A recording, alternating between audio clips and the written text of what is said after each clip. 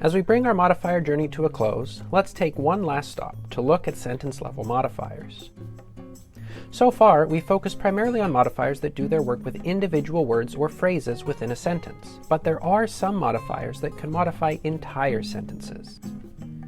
In general, sentence-level modifiers appear at the beginning of the sentence, and they're typically followed by a comma. Not all writers use a comma after short modifiers, but that comma does a lot to clarify the structure of your sentence by signaling the presence of a modifier.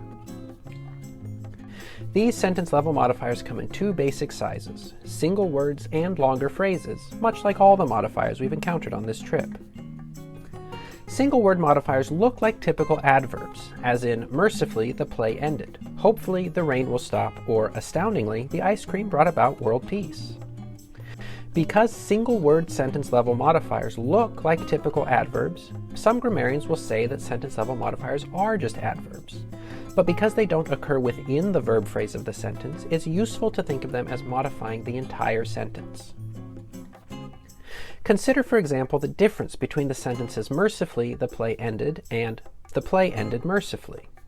When the modifier is in the verb phrase, it tells you how the play ended. The ending was merciful. When the modifier comes before the whole sentence, however, it tells us that the entire event of the play's ending was an act of mercy. In other words, the sentence-level modifier makes the whole sentence mean something a little different when compared with the same word modifying just the verb phrase. So just calling these modifiers adverbs obscures the unique ways in which they function to modify an entire sentence. Of course, there are multiple word modifiers too. In this case, a prepositional or participial phrase tells us something more about the whole sentence. Like with single word modifiers, it's clear that the placement of these longer modifiers matters too. Consider these two sentences. In the first, the modifier is within a verb phrase that is within the direct object of the main verb, and so it only applies to the last part of the sentence.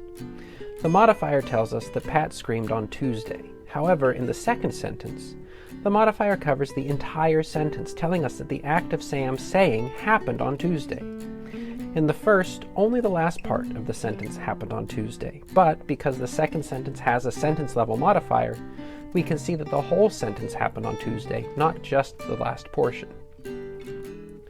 So, because modifiers typically modify whatever they're closest to, it's worth paying attention to placement. This sentence, for example, is actually pretty strange. This sentence-level modifier says that the grandmother, as a child, gave licorice to her grandchild. Barring time travel, though, it's an absurd thing to say.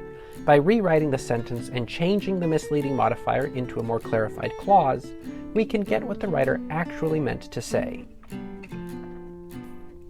Really, sentence-level modifiers teach very clearly a lesson that applies to all modifiers and to grammar in general. Placement matters.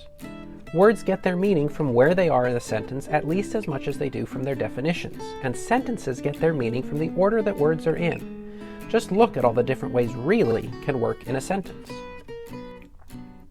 So, like we said at the very beginning of our grammar journey, where you put words makes a difference.